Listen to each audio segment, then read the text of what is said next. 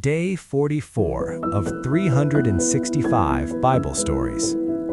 Before the brothers left Egypt, Joseph ordered their sacks to be filled with grain, but secretly he placed the silver money they had paid right back inside their sacks. The brothers then began their journey back to Canaan to bring Benjamin. While resting along the way, one brother opened his sack to feed his donkey.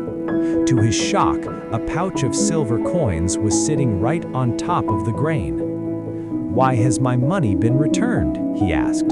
"It's right here in my sack." The other brothers turned pale with fear. "Why is God doing this to us?" they said. "We're sure we paid for the grain. The governor will think we're thieves." When they finally arrived home, they told their father everything. "We have to take Benjamin to Egypt," they explained. "It's the only way the governor will believe we're not spies."